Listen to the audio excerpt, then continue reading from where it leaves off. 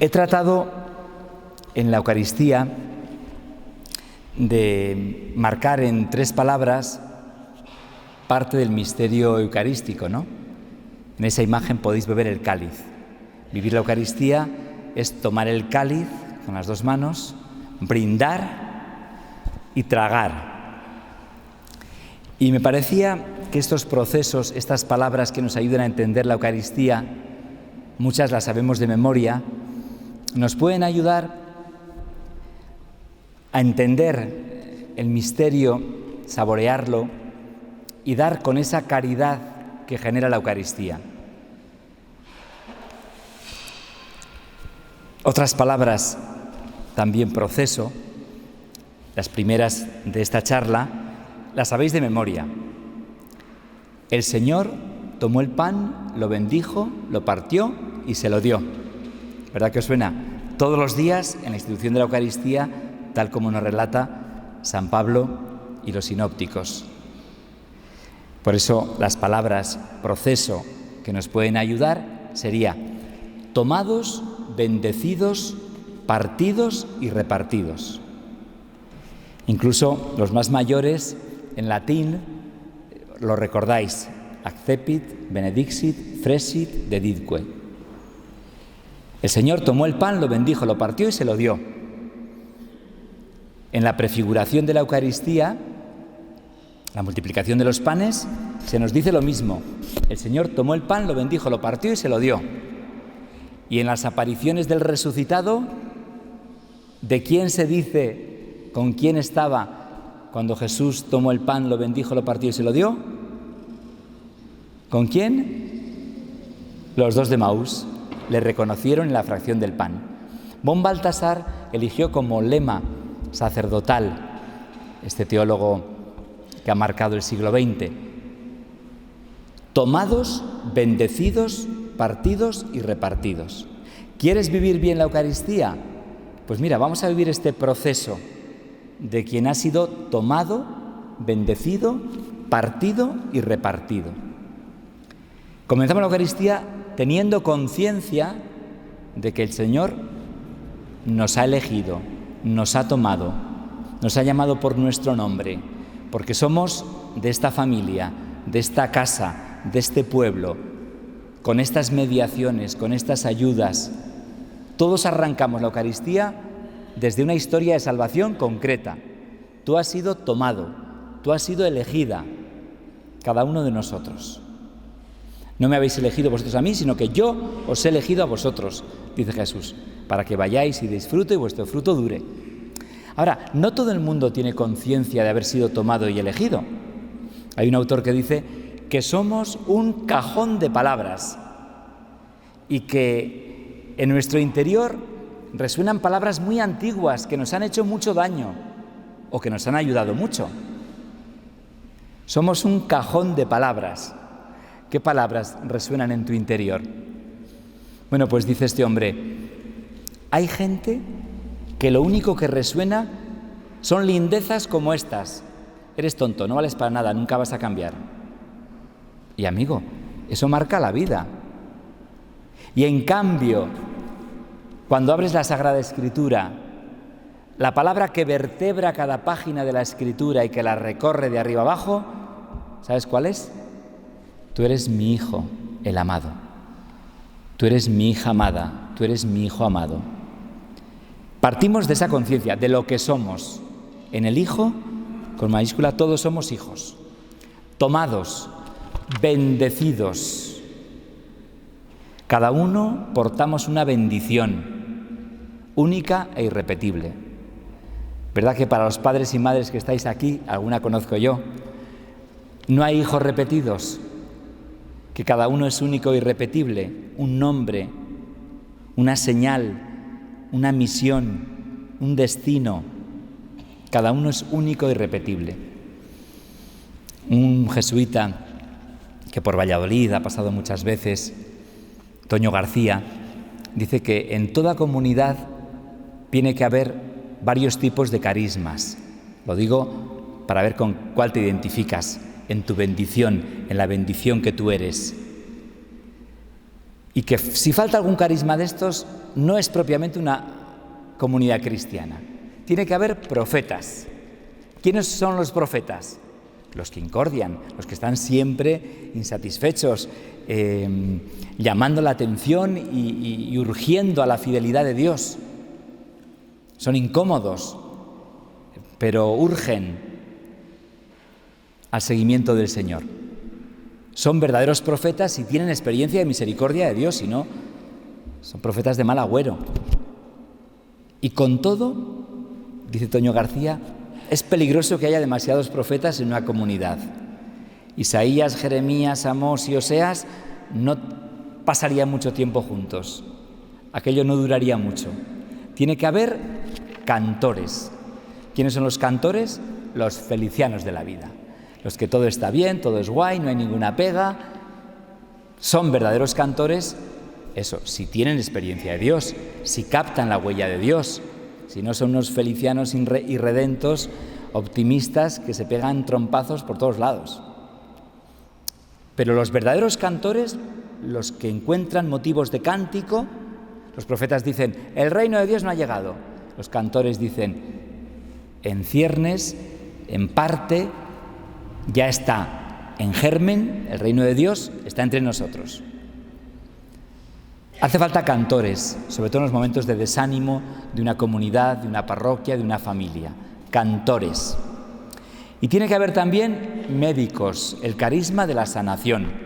Una comunidad que no tiene sitio para los enfermos de cuerpo y de alma no es cristiana. ¿Quién es el médico? Bueno, pues el que no tiene por qué estar en el candelero ni hablar muy bien, pero es el alma de la comunidad y se da cuenta quién lo está pasando mal y se acerca sin alaracas y diagnostica bien y pone remedios y cura. Son alma de la comunidad, médicos. Y tiene que haber también autoridad, es decir, a más riqueza de carismas, más autoridad, más clara, ese otro carisma de la autoridad que encauza, que organiza, que hace compatibles los carismas.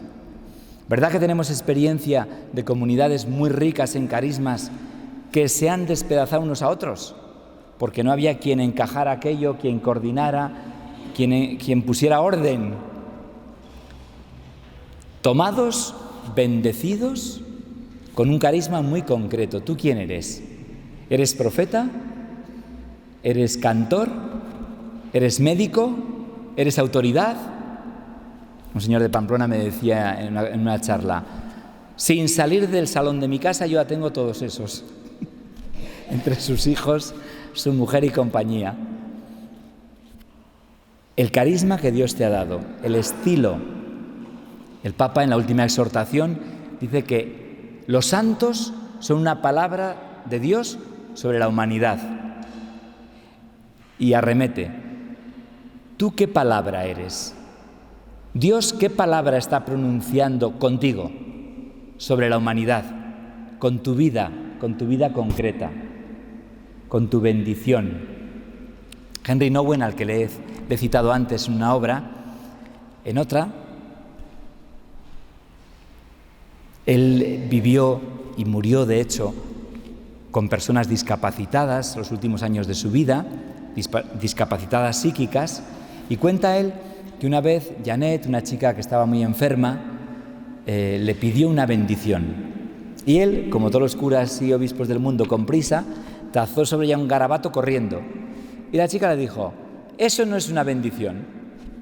Y el otro cayó en la cuenta que había metido la pata y le dijo, Janet, en la oración de la tarde te voy a bendecir, te voy a dar una bendición. Cuando llegó la oración de la tarde con la comunidad, dijo, Janet está pasando unos días malos, está enferma y me ha pedido una bendición. La cría salió de los bancos como si supiera perfectamente el ritual y él puso las manos sobre su cabeza, la cría se le abrazó y quedó embutida dentro de un alba con unas mangas muy anchas. Janet, tú eres la hija muy amada, tú eres una bendición para esta casa. Estos días estás enferma, pero Dios no te deja de su mano. Tú sigues siendo la hija muy amada. Enferma o no, con dolor o sin él, tú eres una bendición para esta casa. vete en paz. La cría se fue satisfecha. Y una señora, un señor, un chico y tal le fueron pidiendo una bendición. Y les fue bendiciendo uno a uno, hasta que John, un universitario voluntario de aquella comunidad, brillante, sin ninguna discapacidad, le dijo: yo también puedo recibir bendición. Y se acercó para recibir la bendición. Le dijo: John, tú eres el hijo muy amado, eres una bendición para esta casa. Todos estamos deseando que llegue el día, el miércoles, para disfrutar de tu compañía, de tu presencia, de tus chistes, de tu conversación. Habrá gente que no interprete este interés tuyo de manera recta, que piense que tienes intereses en el trabajo, sea. No importa, tú eres el hijo muy amado, tú eres una bendición. E incluso habrá veces que hagas daño a otros o te decepciones a ti mismo porque vayas contra tus principios. No podrás dejar de ser el hijo muy amado. Tú eres una bendición. E incluso puedes traicionar a Dios y darle la espalda. Seguirás siendo el hijo muy amado. Siempre serás portador de una bendición. Y ahí el chaval se desmoronó, se echó a llorar y eso, se rompió porque entendía que era una bendición, que era el hijo muy amado. En cada Eucaristía, en el Hijo todos somos hijos. Tomamos conciencia de nuestra bendición. Pero nos llega como a todos el sufrimiento. Tomados, bendecidos, partidos y repartidos. El Señor tomó el pan, lo bendijo, lo partió y se lo dio. ¿Qué es estar partido?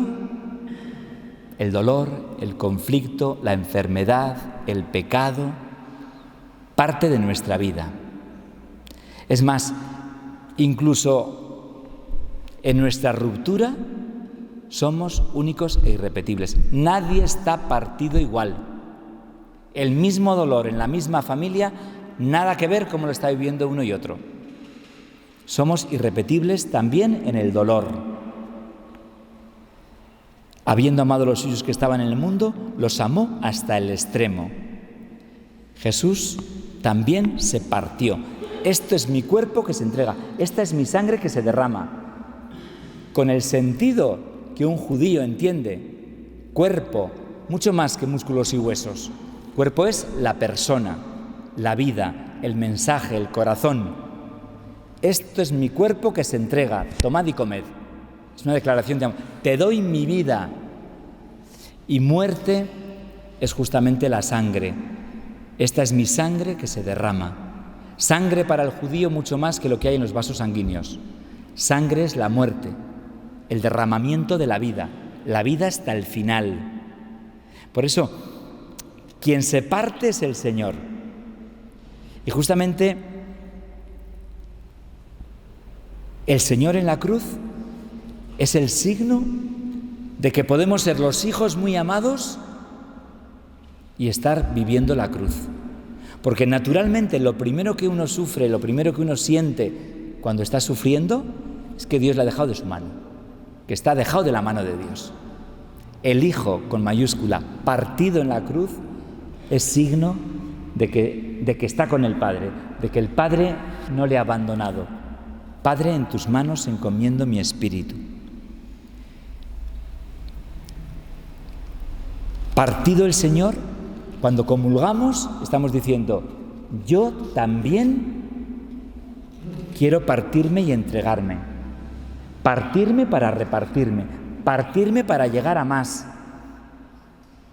La vida, la gente, el mundo, incluso la Iglesia, nos enseña en la acción.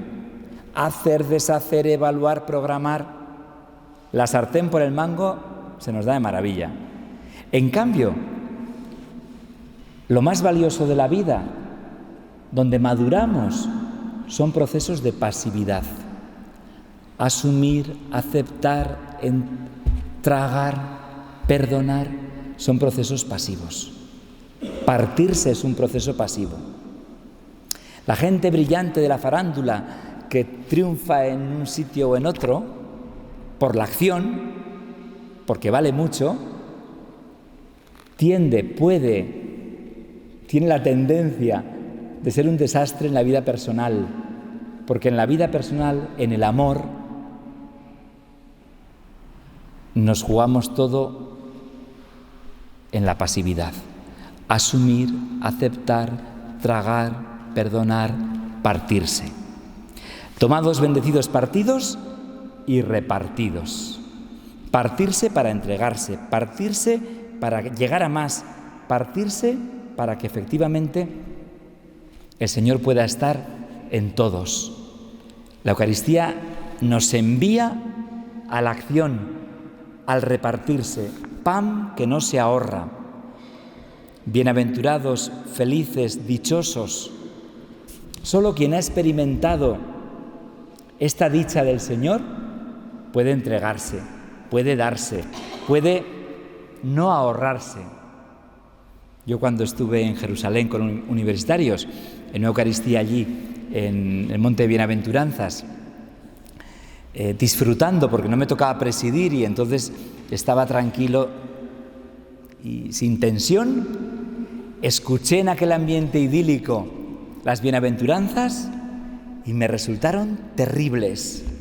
Bienaventurados, felices, dichosos, los que sufren, los que lloran, los que tienen hambre y sed. Y me vine descompuesto porque yo no soy feliz cuando me persiguen, cuando tengo hambre y sed, cuando soy pobre, cuando lloro. Y me vine con la duda, con aquella inquietud que no se resolvió en Tierra Santa. Y en una conferencia de un judío, de un Adolf Reutemann, en la Universidad Pública de Navarra, nos contó que había estado en un curso con una doctora judía sobre las bienaventuranzas y que esta doctora sostenía que Jesús había cogido palabras del Antiguo Testamento que no eran palabras originales las bienaventuranzas. Y entonces él también judío, pero escandalizado, el último día de clase le dijo a la profesora: oiga, ¿y la originalidad de Jesús? Y le contestó ella: la originalidad de Jesús es el mosaico. Jesús cuenta su experiencia y coge palabras del Antiguo Testamento para contar su experiencia. Cuando le han perseguido, solo el Padre ha salido en su defensa y le ha defendido. Cuando ha llorado y le han dejado solo, solo el Padre le ha consolado. Cuando ha tenido hambre y sed, solo el Padre le ha saciado. Es decir, que para experimentar la alegría rabiosa del Evangelio tienen que truncarse muchas seguridades. De manera que efectivamente la vida nos pone en condiciones de indigencia, de fragilidad, condiciones en las que Dios nos consuela. Quien esto lo ha experimentado sale de la Eucaristía para consolar, para ayudar, para animar, para repartirse. Tomados, bendecidos, partidos y repartidos. Rapidísimamente, otro proceso con algunas palabras que también las conocemos. Convocados, saciados, enviados. Es la estructura de la Eucaristía. Otro nos convoca. Estás con gente que no conoces, como yo en este momento, pero otro con mayúscula nos ha convocado para ser saciados y, por tanto, enviados. ¿Cómo termina la Eucaristía? Podéis ir en paz, en el envío. Nos ha convocado el Señor. Y nos ha convocado distintos, como los apóstoles. Un Mateo colaboracionista, vendido a los romanos, y un Simón el Celotes, nacionalista, judío, violento. Qué potente el Señor para convocar en la misma comunidad, en la intimidad de una comunidad, a gente tan distinta.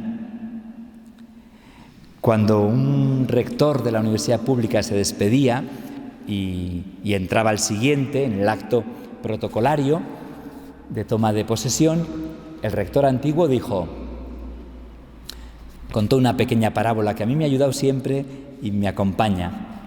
La historia de dos olas que en el horizonte del mar van cabalgando juntas y una se da cuenta que cuando llegan a la orilla se deshacen. Y se puso muy triste. Y la otra le dijo: pero bueno, ¿qué te pasa tan triste? ¿Qué te pasa? ¿Por qué estás triste? ¿Cómo que por qué estoy triste? ¿No ves? ¿No ves que nos deshacemos? Y la otra le dijo: que no somos olas, que somos mar. Tú eres la que no ves. Decía el rector: yo formo parte de algo mayor que yo mismo, la universidad. Y ahora dejo el rectorado para ir a mi clase, a mi aula y seguir como profesor, porque no somos olas, que somos mar. Claro, cuando somos olas y dependemos, estemos en la cresta de la ola o por los sótanos de los mares, dependemos del estado de ánimo. Si tú sabes quién eres, de quién eres, a quién perteneces, ya eso es muy distinto. Otro te ha convocado. Por tanto, la identidad te viene de fuera.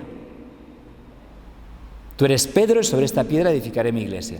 Pedro podía pasarse la vida mirándose el ombligo que no adivina quién es. Jesús, desde fuera, tú eres Pedro. Tú has sido convocado, tú has sido convocada, cada uno. Convocados para ser saciados. La Eucaristía es un banquete, es un convite.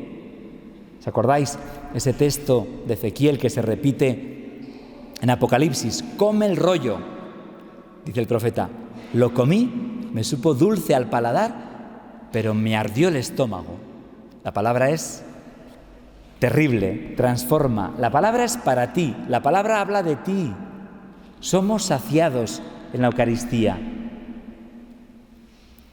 Encontramos lo que necesitamos cuando estamos efectivamente sedientos. ¿Os acordáis de San Antonio Abad? Huérfano, había muerto sus padres, rico heredero, entró en misa y se encontró con el Evangelio del joven rico. Ve, vende cuanto tienes, dáselo a los pobres y luego ven y sígueme. Dejó a su hermana con la herencia en casa de unos familiares, repartió lo suyo entre los pobres y es un profeta en el desierto. La palabra es para ti, la palabra habla de ti. El agua que yo te daré, ¿te acuerdas de la samaritana? Le dice Jesús, se convertirá dentro de ti en un surtidor que salta hasta la vida eterna. Es decir, vivir la Eucaristía es ser conscientes del surtidor que hay en nuestro corazón. Porque el Señor nos da el agua viva de los sacramentos, del bautismo, de la Eucaristía. Esta imagen tan preciosa del corazón como una fuente, como un surtidor, como un pozo. Ansel Grum cuenta este benedictino una experiencia parecida al padre Cantalamessa, los dos en dos monasterios de África. Ansel Grum había ido y efectivamente en aquel monasterio que no había agua, que tenían un pozo de 8 metros, que se envenenaba al 2x3, que en la sequía les dejaba tirados, con muchas ayudas, hizo una prospección, 80 metros. Y era consciente él, que había sido desde Alemania el inductor del proyecto, la alegría de aquella gente que con aquel pozo de 80 metros siempre disfrutó del agua y un agua fresca y limpia. La vida nos pone en condiciones de indigencia, de sed, que nos hace pasar de 8 metros a 80, porque el surtidor está dentro. El agua que yo te daré se convertirá dentro de ti en un surtidor que salta hasta la vida eterna. Y efectivamente, el padre Cantalamessa nos contaba algo parecido. El predicador de la Casa Pontificia decía que no habían dejado dormir en una noche porque habían estado cantando y bailando con los bombos y los tambores porque habían encontrado agua. Tenían que ir a varios kilómetros a por agua un agua no siempre muy pura, con muchas dificultades, y habían hecho una prospección y había aparecido el agua. ¿Sabéis dónde? En el centro de la aldea, nos decía él.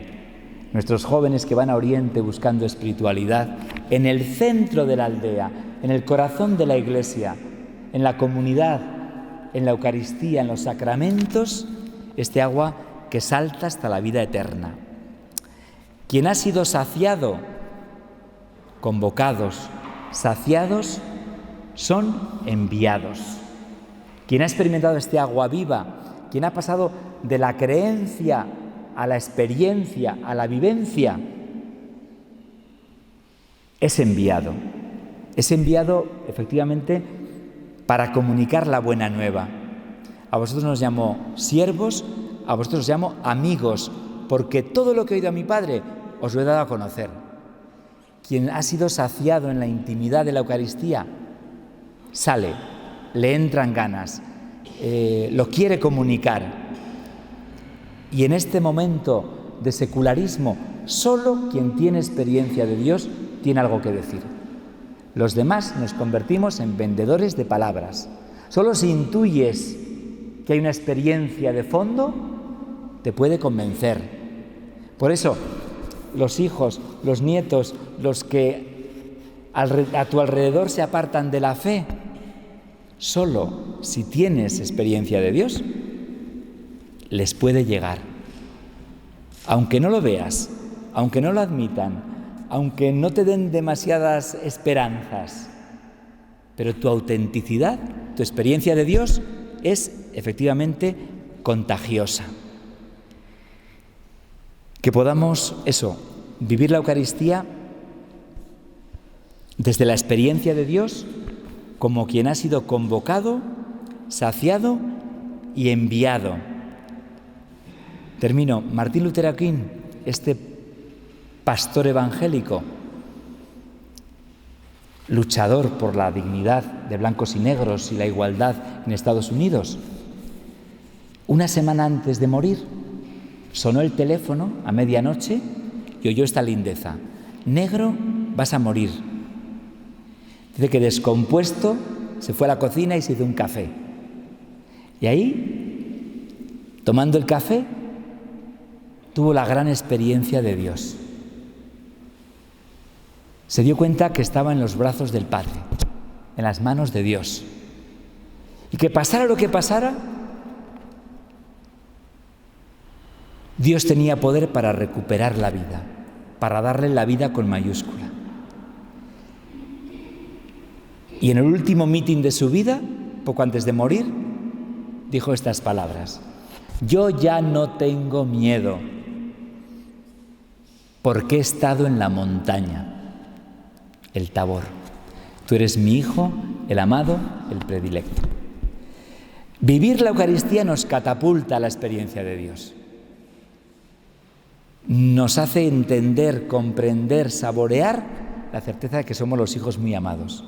Y saciados de esa certeza, cada día, poco a poco, porque es el alimento que nos puede, que puede más que nosotros, que nos asimila, desde ahí podemos contagiar a nuestros hermanos. Pues que efectivamente las riquezas del corazón de Jesús les pueda llegar a nuestra gente a través de nuestro humilde testimonio que parte siempre de la Eucaristía. Que paséis una buena noche, que recéis por este pobre obispo que necesita muchas oraciones y que nos encomendemos mutuamente en la Eucaristía. Muchas gracias.